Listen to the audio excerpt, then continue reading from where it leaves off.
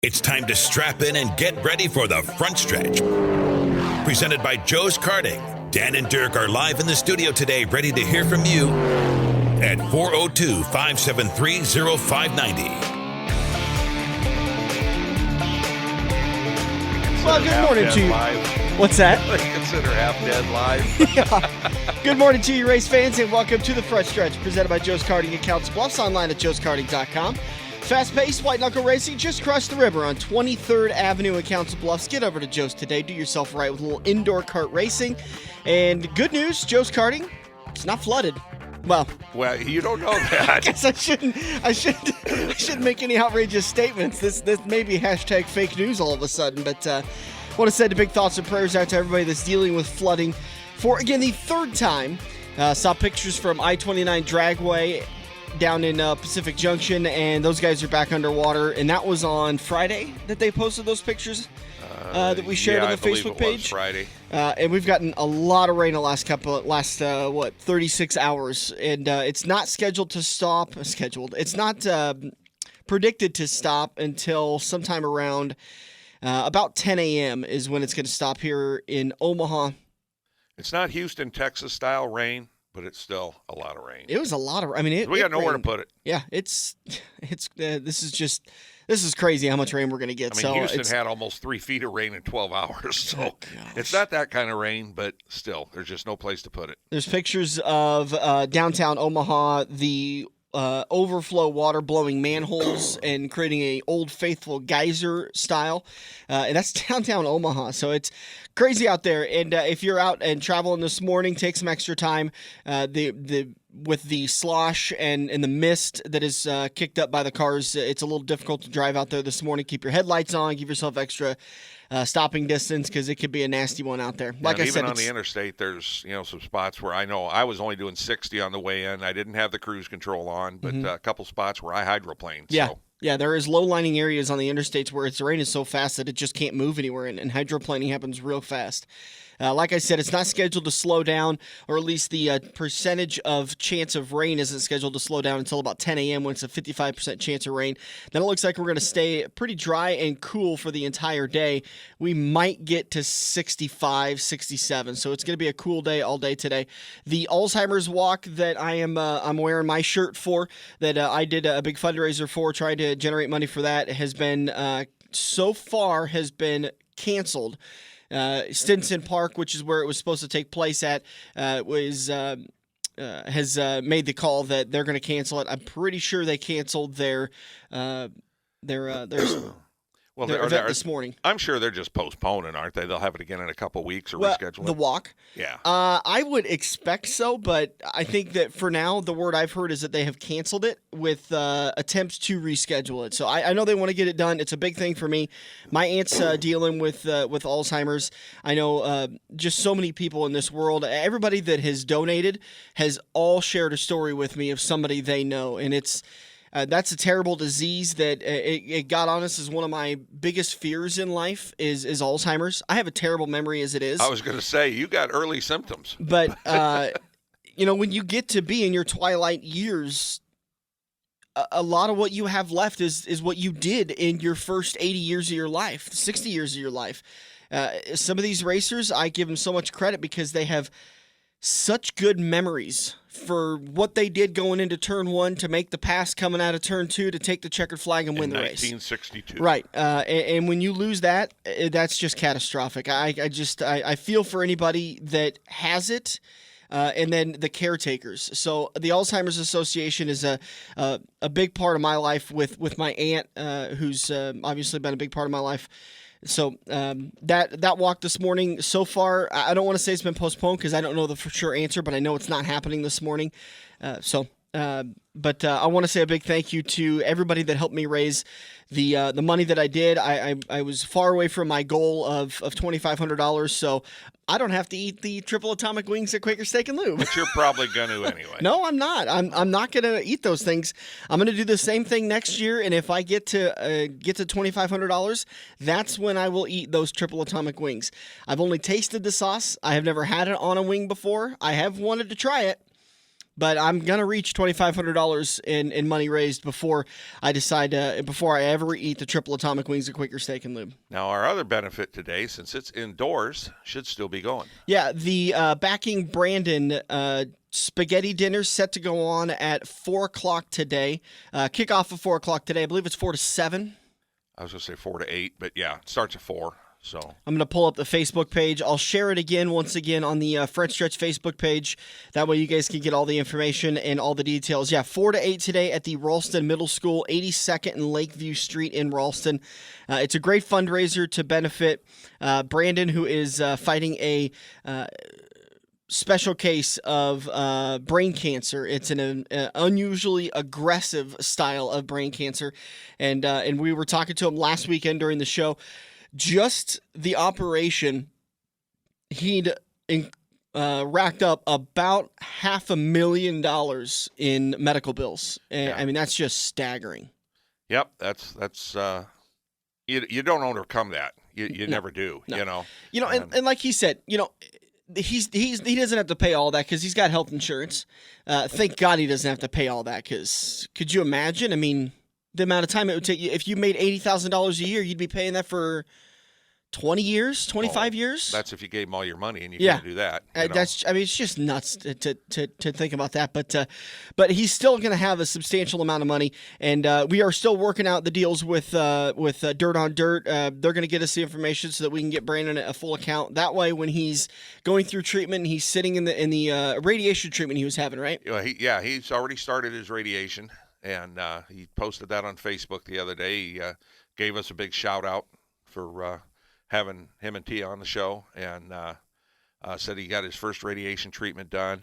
And I believe he told us that he was doing 5 days a week for a total, and then he'd get the weekends off. 33 days? 33 treatments. 33 treatments. So basically 6.5 weeks of that. So. And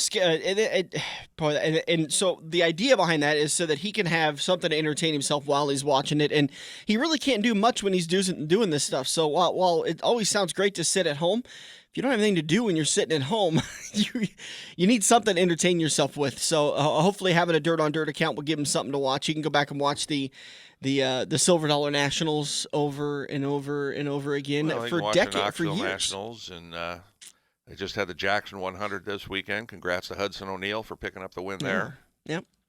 All right, so today's show, we've got a very kind of a loose show. We don't have a lot scheduled. We're going to talk about some news and notes, local information, local results. Unfortunately, because of the rain, there's not a lot of local results to talk about because there was a special in Beatrice that got rained out. Yeah, I think they got through. Anthony had posted. AA was on down there, and he was posting. I think they got through B features. And they had one rain delay and got started again, and then the rains hit the second time, and they went ahead and called it. So I don't know if they're trying to reschedule that any way, shape, or form. And so we're going to kick off the rest of today's show recapping the results from the last two races. Obviously, last weekend when we finished the show after recapping the Knoxville Nationals, they had the opening round of 16, the opening round of the playoffs at Las Vegas Motor Speedway. Winning stage number 2, finishing 8th in stage number 1, leading 32 laps. Martin Truex Jr. roars to the race lead over Kevin Harvick, Brad Keselowski, Chase Elliott, and Ryan Blaney. Martin Truex Jr. starting to turn on and become a little bit hot in that 19 car. It seems like he's been a little bit, I want to say a tick off of what he was last year in the 78 car, but still winning, still racking up wins. I think that's his 5th win on the year as of last Sunday in Las Vegas, and he's coming on strong at the right time. Yeah, he's let's just say what JGR won. I think I was seeing like 10 or 13 races at Richmond in the last 20 years or something, and he ends up with a sweep for the year, so he knows how to get around the place, and he even spun last night while he was leading and still came back to win. And I just got lucky enough that was on a commercial of a football game. So you spoiled it. We were talking Las Vegas. I was trying to keep the suspense for last night. I thought you were talking last night. That's why I was trying to figure out, how did he get the lead early when he raced to the lead? Talking about Las Vegas. Anyways, back to the Las Vegas results. Bad day for Kurt Busch. He was involved in an accident, finished in 39th. Ryan Preece, 27th. Bubba Wallace, 23rd.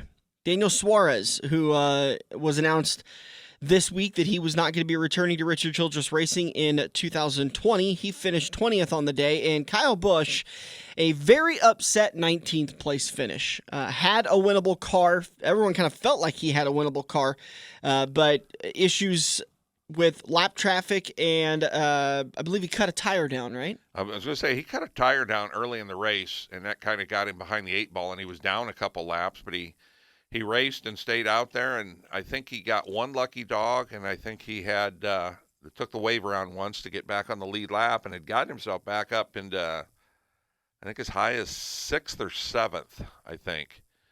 And then his car started going away a little bit on that long run, and then he rear-ended somebody on the interstate. And well, it's just what it looked like. Yeah. You know, he was trying to pass somebody, and he come up on a car and just ran into him. You know, no other way to put it. He complained later on that after the race and post-race that he felt that he was told that the lap traffic was going to go high, and that way he would be able to hold his line. The lap traffic didn't move, and he ran smack into the back of him. We could take a couple of minutes and kind of discuss a little bit about the Donald Crouch, by the way, coming back to the Beatrice story, said they did get the complete show in on Friday, but Saturday's show got rained out. I know there were some drivers that were pretty frustrated. I think they must have canceled Saturday's event early. But because their drivers were complaining that they definitely could have got the races in, but maybe they canceled it after the B features. But anyways, that race didn't finish up, and that's just a tough one. When the track decides we can't make it work, or we can't get the track back to a drivable condition, give the drivers a quality surface and give the fans a good show, then it's time to call a race. Well, and I don't know. I mean, the track's pretty much in town down there, so they might have some noise ordinance they were dealing with too. Yeah. Time limit. Come back. I apologize for bouncing around there, a little schizophrenic-ish, but want to talk a little bit about the Kyle Busch story. It was what dominated the headlines all throughout the beginning part of the week, and obviously we have a very passionate fan base that you either love Kyle Busch or you hate Kyle Busch, and I think that I posted about it earlier in the week on my personal page and generated a ton of news to the point where I just shut notifications off. I was just like, okay, I'm done talking about this. It's Wednesday, and people are just some are being ridiculous, some are being perfectly reasonable. But I think Kyle's words, obviously, he's a little bit he can irritate really easily because he does sound like a crybaby. But I think Kyle has a right to be frustrated, and I don't take everything he says right out of the car with 100% credence because he's right out of the car. And one of my points, which you've brought up before, is that no other sport gives the media access to the drivers as quickly as NASCAR does. And NASCAR fans, football fans, baseball fans, they all say, well, we have a unique part of our sport, and this is what makes us the best, and this is what makes us the best. And this makes NASCAR incredibly unique because after a tough loss, players go into the locker room. They have a chance to vent, and we've all been there. We've vented, and then after we were done venting, that probably wasn't the right thought process or way to say it, but players have a chance to go into the locker room, cool down a little bit, take a shower, yep, and then come out to the media. And even sometimes then they're terrible interviews. Kyle Busch, with some of these guys dress. Yeah. Oh my gosh. Yes. Kyle Busch just he wears his heart on his sleeve, and you know I guess that is kind of one great thing about having access to these guys. He's passionate about the sport. He loves to drive race cars. Absolutely, and I love the fact that he is the maddest second place finisher in. I would have to venture to say all of sports race. Sports. A lot madder than Brendan Shepard. Yeah. Yeah, Brandon was upset, but he composed himself. I always get second if he wins. Yeah. Kyle Busch he's got so much passion and so much talent that I think he like I want every other driver in this sport, I want him to go out there thinking, I got this race locked up. Just don't screw it up. I've got the talent, I've got the car, I've got this. I need to go out there and win every single one of these races. And when a lap traffic gets in his way, I think he has a right to be upset, especially when it's right then and there. If we'd have talked to him an hour after the race, might have been a different story, probably would have used different words. I think that was what I was trying to convey on Facebook. Well, his comment was a little bit over the top, These guys probably never even won a late model race is what he said, and now they're out here driving with the best in the world, And unfortunately, NASCAR is not in a situation where you had talked about it before. There used to be a rigorous process to getting on the track for a NASCAR, for a national touring series, for the Truck Series, the Xfinity Series, and the Cup Series. Yeah, and I mean, it was a progression where, once you were able to get on the track, you got on it like Martinsville or something in a truck. Mm-hmm. And you had to prove that you could race, there. Then maybe you could move up to a 1 mile track and then a 1.5 mile track and then a super speedway. And maybe after you had a few good runs in the truck, you could get into an Xfinity car. But there's guys getting into Cup cars and stuff that never been in an Xfinity car or a truck, but they bring a big fat checkbook and they buy their way in. Some of them do okay. And some of them, get in the way of Kyle Busch. Oh, get in the way of everybody. And it's not something that I said that NASCAR is not in a position to turn away drivers when they've got a 37-car field and they could fill it with a 38th. They take it and they fill the ride, and they take whatever the entry fee is and the revenue that generates off of that. But this happens in every sport. I mean, I don't know how many times I've heard drivers say he's got no business being in a whatever he's in. He just went and found a used modified, and all of a sudden he's out there trying to turn laps and he's in everybody's way. Well, the kid's got the money to be able to be in the race car, and racing doesn't have the ability to say, you know what, you don't qualify. You can't come race with us today. We need every driver we can get. Dirt racing has the same problem. Every form of racing does for one overall reaching issue of the cubic dollar. And you don't know. And the spotter might have been in that guy's ear and said, hey, look, here comes Kyle Busch. Stay right where you're at. We need to get some TV time. Mm-hmm. That sponsor wants some return for his dollars. Don't make a joke when I'm a mouthful of water next time my monitor about got clean. But you're absolutely right. And you never know what, and I had this conversation with the guys down at Thirsty Thursday Horseman's Park again. They said, they were probably showing him the move over flag. And I said, hold on, Dirk, you're the one that pointed this out. There is no such thing as the move over flag in NASCAR. It is the leaders are coming, hold your line. And the lap traffic car that got into Kyle Busch held his line. Absolutely. He did exactly what he was supposed to do. Let the leaders get by you. Unfortunately, there was apparently communication between Kyle Busch's spotter and his spotter that stated that he was going to move to the high side so Kyle could continue on his line. Well, he was pretty high up on the track. There was maybe only one car length from the top. It's not like he, dove to the bottom or anything like that. It's just, a little miscommunication into what the high line was. If you want to give your thoughts on Kyle Busch and his the response thereafter, we'd love to hear from you. 402-573-0590. You can also jump on the Front Stretch Facebook page. We are live right now. We'll take your comments, repeat them on the air, as long as they are clean. We got to keep them clean. Well, why don't you just go back and open up that thread you started the other day? Because that wasn't clean. But there was one guy that just set me off because it was just, it was basically like your mama joke. Yeah. Like, it was just the basic stupid, I'm going to find anything I can to poke fun at this. And he said, spoiled. End of conversation. And I thought, what is Kyle Busch spoiled over? What did Kyle Busch's parents buy him that got him into the Cup Series? And even then, when a driver is fortunate enough to have parents that can afford to put them in a ride like that, I don't care. Honestly, this sport needs every car. His 200 top 3 series wins speak for themselves. I think Kyle Busch is easily the most talented driver in the last probably 15 years. Well, he's definitely, he is without a doubt the most talented driver on the track today. Absolutely. Without a doubt. The things he could do with a race car is just beautiful. I mean, it's honestly amazing, and it's really tough to see on TV. But if you can watch it in person, by the way, Kansas Speedway, October 19th and 20th, he'll be there. He's getting pretty good at that racetrack. You can see it in person, 866-460-RACE. A great sponsor of this show, by the way, and allowing us to do the Crewman for a Day contest.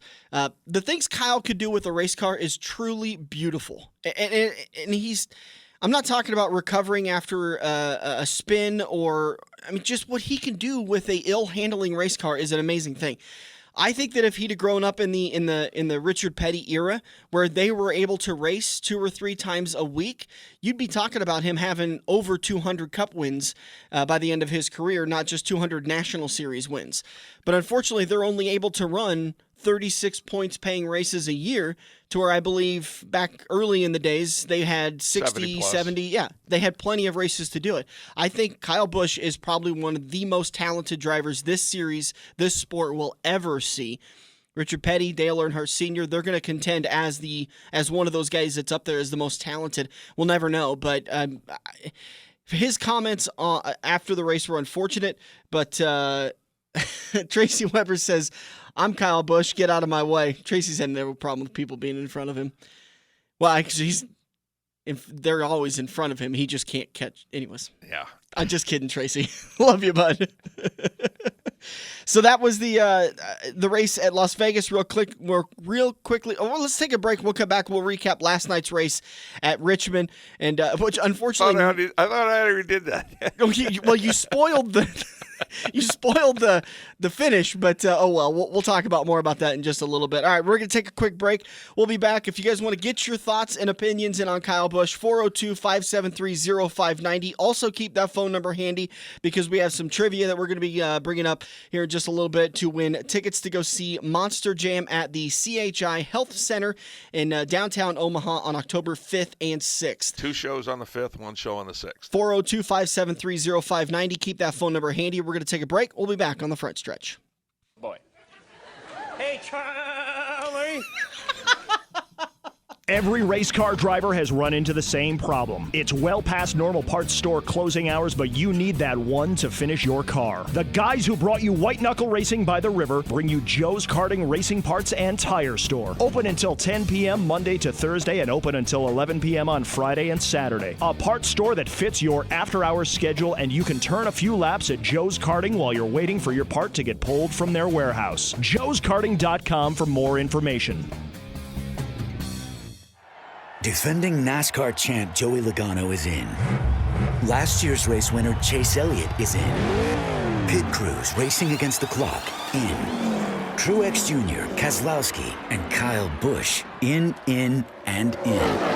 Oh, and sports fans who live for the playoffs, they're all in. The Hollywood Casino 400 playoff elimination race at Kansas Speedway, Sunday, October 20th. Tickets at kansasspeedway.com. You in? Dan and Dirk are rolling into turn 2 with a little attitude on the front stretch. Once again, 402-573-0590. If you want to weigh in, thoughts and opinions on the Kyle Busch comments after Las Vegas. We're going to move forward and talk about the results last night at Richmond Raceway. And if you guys get some thoughts and opinions, we'd be glad to jump back over to you and have that conversation.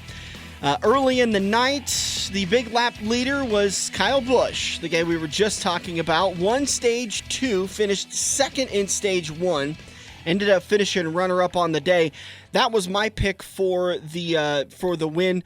I kind of felt like after everything that happened last weekend, this was a good situation for him to drive just a little bit more upset. And I often joke about it when I'm on the microphone at I-80 or at Eagle Raceway. Kyle Busch is the guy that when he's looking forward during the normal part of the race, but when something happens, it's almost like his helmet goes down a little bit and he zeroes in on what he needs to do. And I felt like this was really going to be one of those races where he was gonna start that race with that head down just a little bit and looking right through that visor, staring down where he needed to be. Well, did he? Well, he finished second. So I'm going to say the most dreaded words in NASCAR. It was a good points day for him. Well, and it was a good points pick for me after I needed it by picking Clint Boyer last weekend in Las Vegas. Yeah, I was going to say, the first time I think I turned the race on, Keselowski was leading, Truex was second, and I think Kyle was either third or fourth and coming, and they kept talking about it. And while I was able to watch, it was halftime of the Husker game, and Truex took the lead. Kyle Busch got by Keselowski. And I think they had just started the final stage, if I'm not mistaken. I want to say they were on like lap 280 or something out of the 400.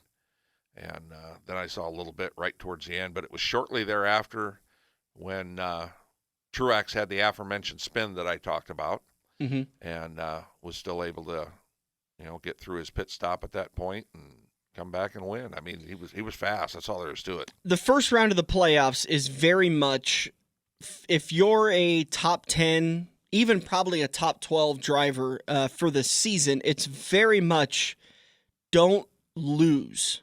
Don't lose it. Clint Boyer last weekend lost it. It's still to say as we go into the Charlotte Roval next Sunday, but Clint had a really rough race last weekend, and he needed a big race this weekend to make up for it. He ends up finishing 8th on the day at Richmond, 37 points. 6th in stage 1, 8th in stage 2, and 8th on the day. So not a great day for him, but not necessarily a bad day. The opening round is simply about survival. Make sure you finish top 15. If you could finish top 15, maybe even top 20 in 2 of the 3 races, and you got a top 10 in the 3rd race, you're probably going to end up moving on into the next round. Yeah, I mean, and that's one of the things where we were talking about Kyle Busch earlier, and, it seems he does not accept, hey, I've got a 5th place car today. Right. He still thinks a 5th place car is good enough to win, which is, what hurts him a lot of times, where you'll hear these other drivers going, I know I didn't have a car to win, so, I'm happy with the top 5 or whatnot.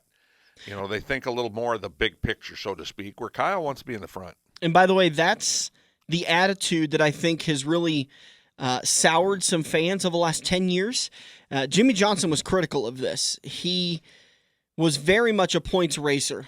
If I've got a 5th place car and I finish 6th or 7th, so be it. I still had a good finish. And he pointed his way to 7 championships. Yeah, not taking anything away from him. If I can run 23rd at Homestead and still win the title, I'm going to get 22nd, by God. Right, absolutely.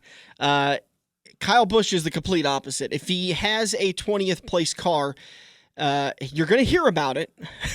The crew's going to hear about it. Yeah, for like 400 laps. Right. But he's going to get that car to finish as high up as he possibly can because he cannot stand being back in the back. And that's what I love. That's what I think racing, it's probably a double-edged sword. I want more racers to race like that. But if they did, we'd probably have a lot more torn up equipment. Oh, we get plenty of torn up equipment anyway. We'd get a whole lot more. But so last night at Richmond, Martin Truex Jr. ends up picking up the win. Won stage 1, 2nd in stage 2. Basically, him and Kyle Busch flip-flopped. And then Martin Truex Jr. wins the race. 109 laps led, 59 points on the day. Kyle Busch comes home 2nd. Denny Hamlin with another good run. 3rd place finish. Brad Keselowski finishes 4th, and Ryan Newman finishes 5th. Good run for Newman, and he was up front majority of the night. So, Joe Gibbs Racing in 1st. Joe Gibbs Racing in 2nd. Joe Gibbs Racing in 3rd. Yep. And Joe Gibbs Racing disqualified in the last. Is that how it reads? Officially Eric Jones finishes 38th on the results page. I don't. And that's only because there wasn't 39th and 40th to finish. Correct. I don't see where he crossed the finish line, but he did fail post-race inspection. Let me pull up the article and find out exactly what happened with him. Let's see. Well, he must have finished 4th because I saw when I watched the results at the end, they said Keselowski finished 5th, and just read him as 4th. Yep, it says it on J-Ski that Eric Jones failed post-race inspection, and he has been disqualified from his 4th place finish. So that was a Joe Gibbs sweep of the top 4 spots. That's just ridiculous. These other teams got to figure something out. That's just terrible. He's like the New England. Joe Gibbs was like the New England Patriots of the NASCAR. So I'm not seeing what he failed other than a guy named Jay Fabian was in the media center after the race and said, standard procedure post-race in the playoffs, we run every car through the OSS system. That's the, what they call it, the Hawkeye system. Yeah, that's the laser system they came up with last year. And we do a post-race inspection on first, second, and then generally a random. The 20 car failed the OSS on the run-through on the standard post-race inspection. So he failed that. That's his car was out of alignment somewhere according to that OSS system. Yeah, my guess would be somewhere in the heights, even though they don't have a minimum height requirement deal type thing. But my guess is the spoiler was up in the air too much, giving him too much downforce. Mm-hmm. That's probably it. We'll keep reading on that and find out. But me reading an article on the post-race disqualification doesn't make for very good radio. This is not great radio to read this kind of stuff. And so we'll get you that just as soon as we can. But that's a big hit to their playoff hopes, finishing 38th, getting 1 point on the day. He falls to 16th in the point standings. First car looking to be eliminated. Kurt Busch is sitting 15th in the standings. He is, 20-some points behind 12th place. Clint Boyer sits 14th, and Alex Bowman sits 13th. So that's the four drivers going into the Charlotte Roval race next Sunday that are possibilities of getting eliminated. And three of the drivers have won races. Eric Jones, Kurt Busch, and Alex Bowman have all won races in 2019. Boyer being the lone driver that has not won a race in 2019. And again, once again, sitting 14th in the point standings, looking to get eliminated. Just a little update on the Eric Jones. Mm-hmm. The team confirmed that Jones' car failed on the rear toe in the optical scanning station. Jimmy Makar, president of Joe Gibbs Racing, said the team did not plan to appeal. Well, then that's that. If they're not going to appeal, that's the finals, and that's the way that's going to end up. So and Eric Jones goes down as the first disqualified car in the Cup Series. Does he? That's what this article says. I thought there had been some earlier. Well, there's been so many Xfinity series that I'm probably getting them confused with that. Yep. Basically, every week, Joe Gibbs Racing is getting disqualified in the Xfinity series. Maybe they're using that series as a way to find out what they can and can't do in the inspection line. Eric Jones becomes first driver disqualified from a NASCAR Cup race. So there's that. That helps William Byron because William Byron then bumps up past Eric Jones, and William Byron is sitting 12th. First car on the bubble, Eric Amarola in 11th, Ryan Blaney 10th. Martin Truex Jr., 2 wins. He's automatically into the next round, and he's pretty much into the next round. He has 2,141 points, about a 100-point lead over 13th place, so he's into the next round regardless. Kevin Harvick, pretty well set in this round also. Catastrophic failure. Looks like points-wise, the only one that could really fall out unexpectedly, the first car would probably be Chase Elliott. He has 2,088 points to Alex Bowman's 2,051 points. It would require Chase Elliott to finish tail end Charlie and no points on the day or a disqualification. He's going to get 1 point for no matter what he does. Sorry, no stage points on the day. Yeah. So that 7th place is where the bubble kind of begins and where the playoff watch begins. So Chase Elliott really can go out there and play a safe race, but doesn't want to stick his nose out there too much in fear of it might get ripped off going into turn 1. But the fact that he's almost, even at his young age, he's a fairly accomplished road course racer. So, yeah, these younger drivers are very good road course racers. Of Bowman, Boyer, Busch, and Jones, I think if I was a betting man, I would have to put my money on Kurt Busch going into the Roval as the driver that has the best chance of those 4 to pick up a good win and possibly move on. Now he's a little bit too far back for a good points day. I think he needs a win in order to move up.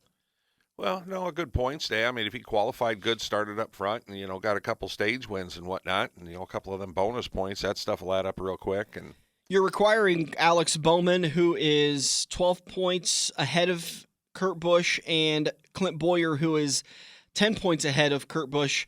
Those are positions on track. So Alex Bowman has to finish 12 positions behind Kurt Busch, and Clint Boyer has to finish 10 positions ahead of Kurt Busch, and they need William Byron to fall back. So well, but they've also got to cover him on the stage points too. Because if Kurt Busch wins the stage and they're not in the top 10, that's all gone. Right.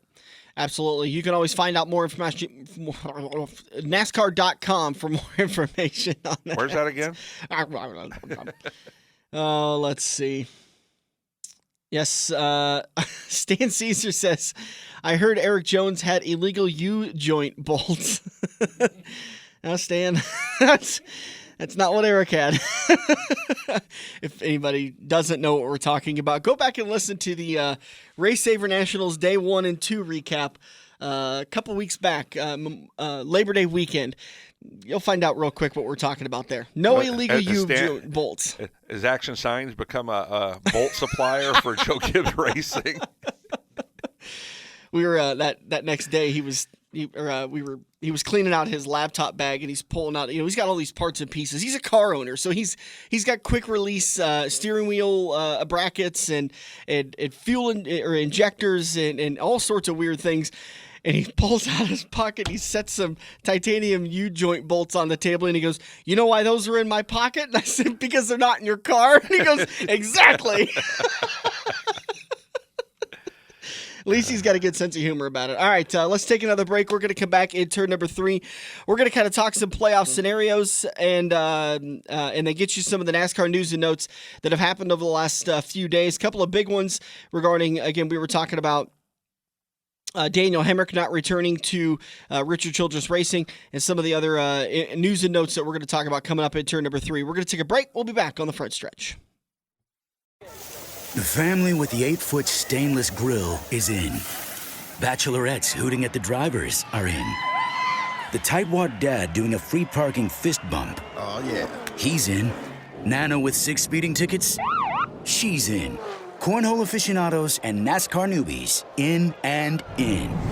The Hollywood Casino 400 NASCAR playoff race at Kansas Speedway, Sunday, October 20th. Tickets at kansasspeedway.com. You in? Joe's Karting in Council Bluffs and Malvern Bank present the first annual Slick Track Series starting October 1st. Running each Tuesday in October, November, January, and February, you'll have a chance at nightly winter hardware, free races from Joe's Karting, and of course, a white knuckle and good time. First place wins $500 plus a 1-year VIP membership. A full schedule, payouts, and requirements can be found at joeskarting.com. The Malvern Bank Slick Track Series only at Joe's Karting in Council Bluffs. Feather the brake and get back to the gas. Dan and Dirk are headed into turn 3 on the front stretch. Welcome back to the front stretch. Just want to say a big thank you to everybody for tuning in this morning. And I just got an email from the Alzheimer's Association that they have canceled the walk for today. No conversations about rescheduling it, so that's unfortunate. We'll just have to wait till next year till we can do the walk again. But I want to say a big thank you once again to everybody that helped donate. Ed Morris down at Quaker Steak threw in $250 this week. Really gave me a big boost in my fundraising goals, and I got to talk to him about it. He's got a couple of buddies that are battling dementia/Alzheimer's, so he wanted to contribute. And Ed Morris, one of the owners of Quaker Steak and Lube, great supporter of this show, great supporter of dirt racing, and a former dirt racer himself. I was going to say, a racer you never saw drive. Right. I did. And his son, Chris Morris, big supporters of the show. We can't say thank you to those guys enough. Obviously, no NASCAR action on the TVs today, Quaker Steak and Lube, but all the football action. And by the way, you can go over to Iowa, sit at Quaker Steak and Lube, and place your bets on your betting apps. And then and sit and watch all the football games if that's what you choose to do. And then they'll be back at it next Sunday as NASCAR goes back to Sunday racing action, and they'll be at the Charlotte Roval. Some of the news and notes I wanted to talk about. We got a sad news last Sunday as we were driving around Sunday afternoon that Mike Stefanik, a legendary modified driver in the Northeast, had been killed in a plane crash. Did you ever get to see Mike race? I got to see him race. I never did meet him, but I worked a couple modified races up at New Hampshire. Like before our truck race, they'd be a conjunction deal with us. I think he ended up a 9-time NASCAR champion, wow. I believe.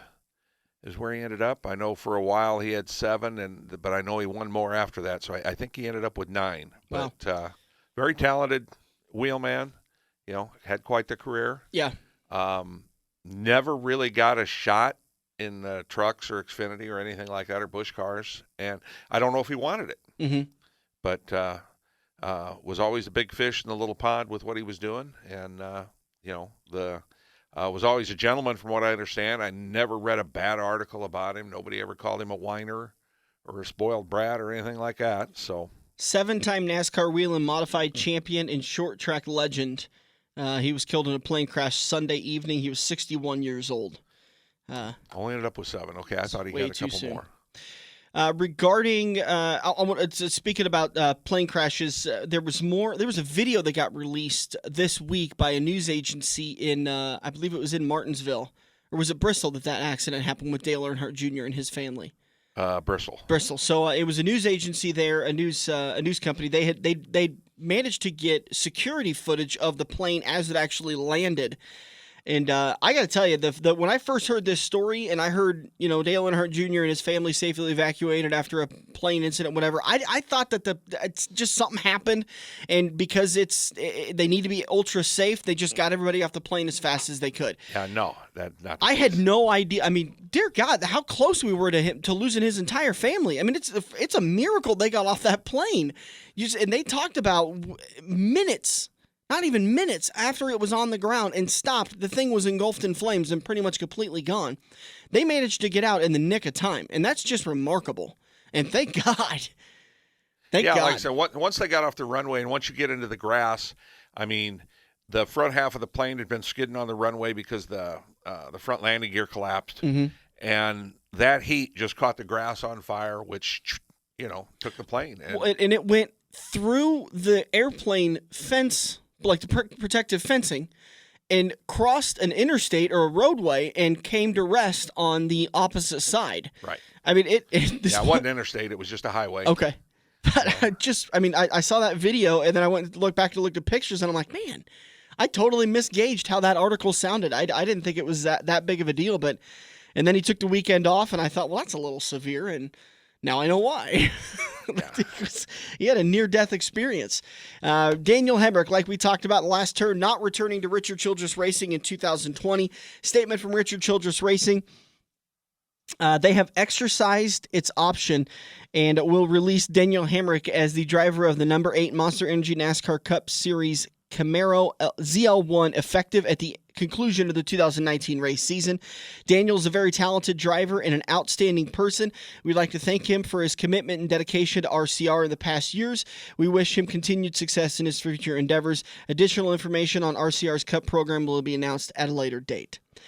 Daniel Hemrick tweets, forever grateful to Richard Childress, to Richard and everyone at RCR Racing for the opportunity. I'm disappointed it ended like this, but we've got 9 more races together, now 8 more races together, and some team goals that we are still within reach. I'm going to do all I can to make sure that we get those and finish the season strong. Didn't realize that Daniel Hemrick had driven for the last 3 years for Richard Childress Racing, whether it be Cup Series, Xfinity Series, or Truck Series, and has never picked up a race win. Yeah, he's in Cup this year. He's had several top 10 qualifying efforts, but it just hasn't continued over to race day. I don't know if he's even got a top 10 this year, but he's had some great starting spots and just, they can't translate it over. Bob Kroger apparently heading to Council Bluffs today says, do I need to bring my boat? No, but bring a personal flotation device. Anyways, so tough news for Daniel Hemrick. Adam Stern tweets later, Tyler Reddick will replace Daniel Hemrick at Richard Childress Racing's number 8 Chevrolet in the NASCAR Cup Series next season, per sources informed of the team's plan following its announcement of releasing Daniel Hemrick earlier today. But no word on whether or not Richard Childress is going to fill that seat. Do you listen to what I say? Yeah. Tyler Reddick will replace Daniel Hemrick in the number 8 machine at Richard Childress Racing. I just read that. Yeah, but per sources close to the team, following the team's announcement that Daniel Hemrick will not return. The speculation earlier in the year was Tyler Reddick was moving up no matter what happened. Mm-hmm. So everybody thought that they would go back and add another team if the funding showed up. So evidently the funding did not show up to keep Hemrick and Tyler Reddick in. So, I think Tyler Reddick had his own ride with Richard Childress no matter what. So I don't consider that filling the other seat. How? But if Daniel Hemrick's leaving the 8 and Tyler Reddick is coming into the 8, isn't that essentially Tyler Reddick filling the 8? Because the funding didn't come in for Tyler Reddick to have his own deal. To me... But it sounds like he did. Daniel Hemrick or Tyler Reddick will replace Daniel Hemrick at Richard Childress Racing's number 8 Chevrolet in the NASCAR Cup Series next season. Okay. Again, speculation was Tyler Reddick was already coming up long before it was announced that Hemrick was leaving. Okay. So to me, Tyler Reddick had a ride with Richard Childress.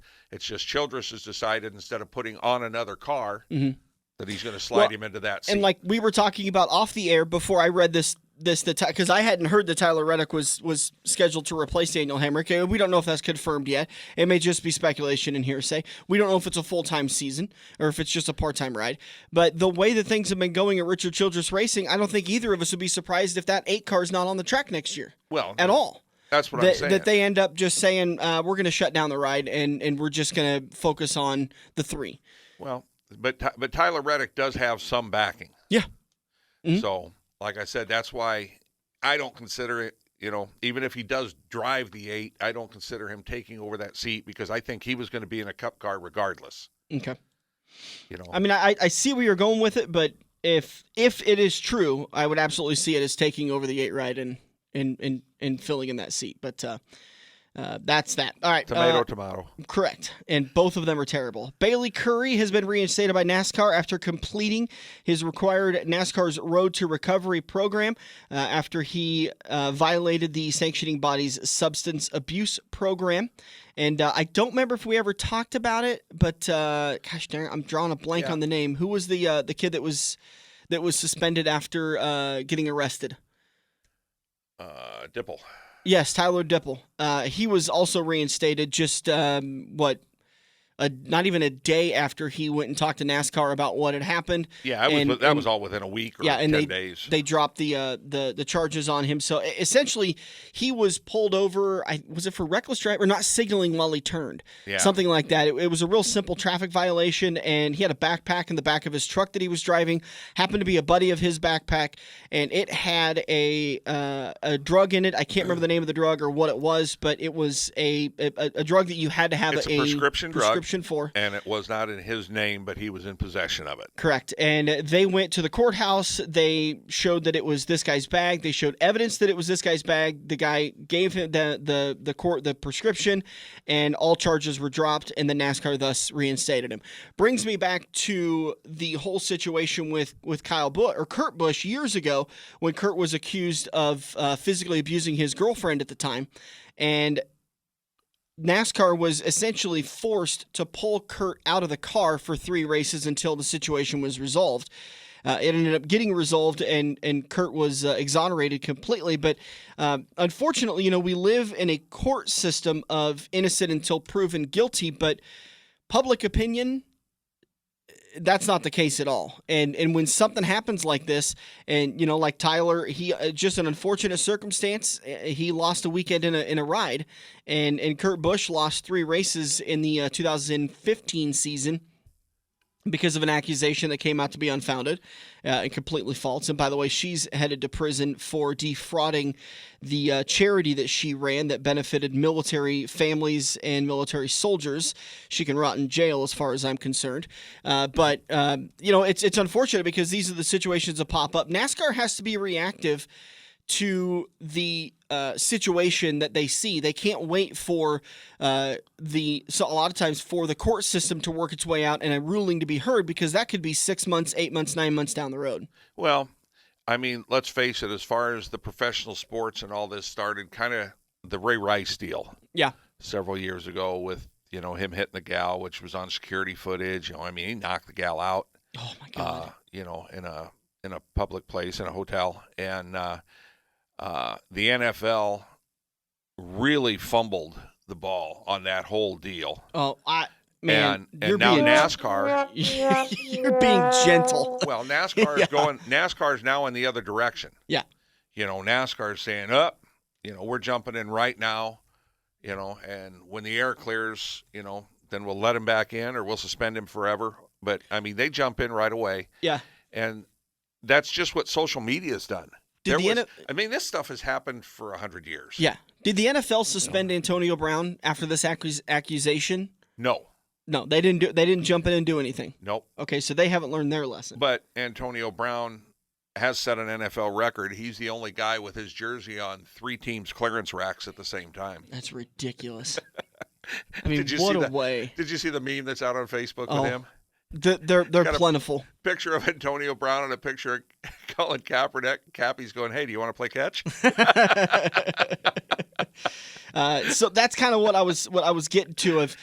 Tracy Weber says guilty until proven innocent. That's absolutely true in the world of society. And unfortunately, if I said that the NFL hasn't learned their lesson with Antonio Brown.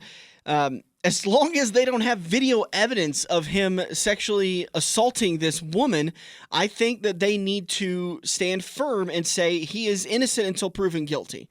He's been accused by his former trainer of sexually abusing her or physically, or I can't remember. I think it's basically he raped her, right? Well, I don't know if it went as far as rape.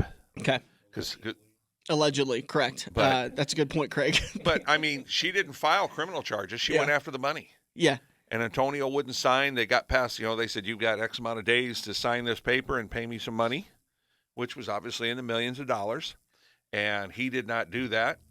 So now she's filing a personal claim. She's not filing criminal charges.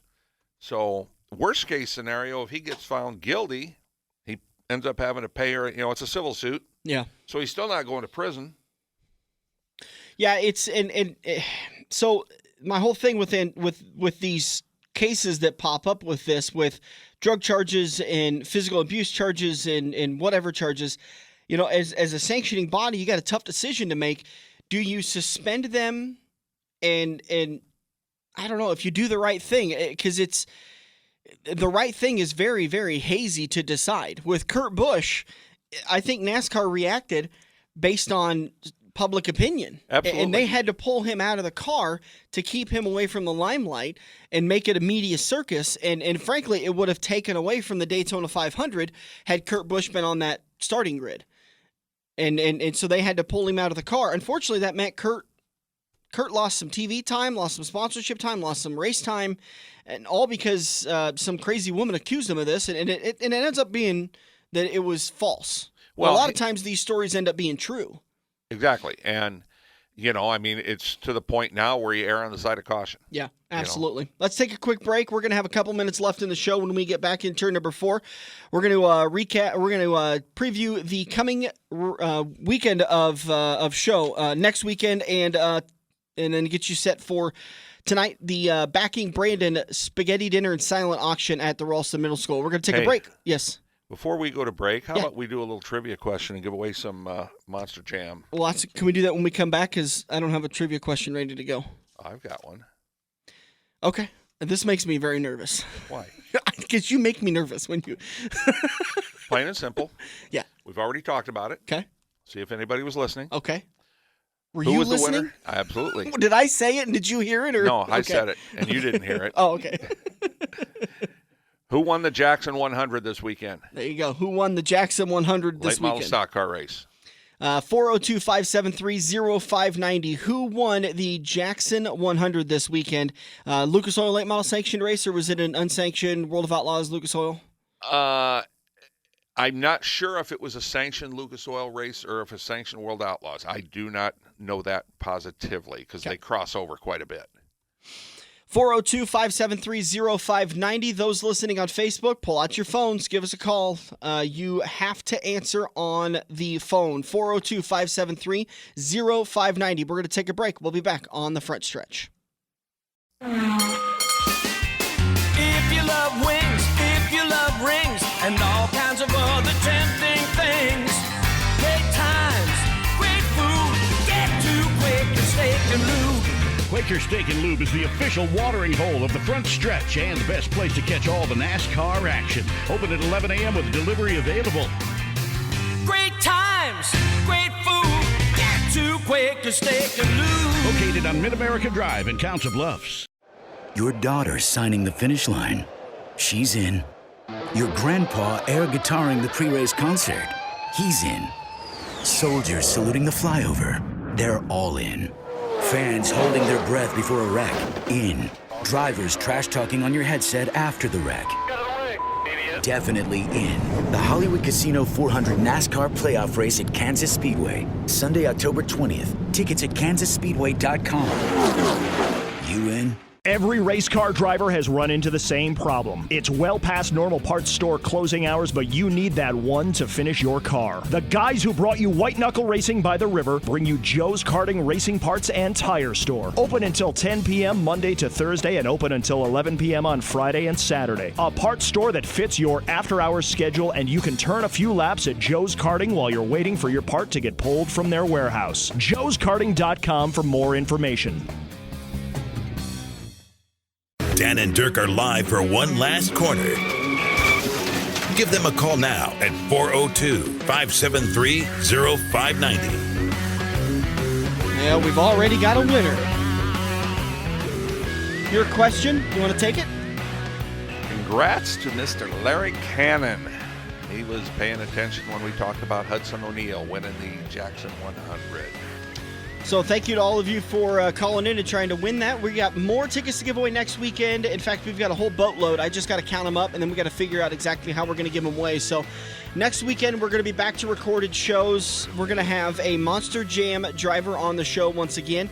They're going to be at the CHI Health Center October 5th and 6th. Dirk, you said 2 shows on the 5th and 1 show on the 6th? Yeah, I think the 5th shows, if I remember right, are 1 o'clock and 7 o'clock. And I believe it's a matinee. Either 1 o'clock, I think, on Sunday. It's such a fun show to go and see because it truly is a bit of a spectacle along with carnage involved. And it's not just monster trucks. They usually have what I want to call kind of like a support class. So they've recently, over the last few years, they've had these Rangers that are really popular in the pits at dirt tracks. They'll do racing with those Rangers as kind of a added spectacle to it, but there's always a great time. It's a lot of fun to go to these shows. We got somebody on. Oh, we got 2 minutes left in the show. Oh, so you're telling me to shut up? I want to say a big thank you to Monster Jam. There was somebody online too. I did too. We're gonna have to get some like a dry erase board to hold up, but then again, I have to learn how to read, so that's not gonna work. All right. Once again, Monster Jam tickets available. Get them and get out there. It's a great family fun event, and you're going to have a great time. We're going to try to hook as many people up as we can. I know Anthony Ainsley is going to be coming with us. He's really excited. He always loves those shows. And I want to say a big thank you to Monster Jam. Thanks again to Kansas Speedway for presenting turn number 3. If you haven't gotten your tickets yet for the Hollywood Casino 400, call 866-460-RACE or go to kansasspeedway.com for tickets and information. Last May, the May race was absolutely phenomenal. This aero package really put on a heck of a show and a great racing surface. We can't stress it enough. NASCAR on TV is okay. NASCAR in person is a hell of a lot better. Hook. It's using a term of the youngins. Wow, look at Dirk bursting out the terms. Word.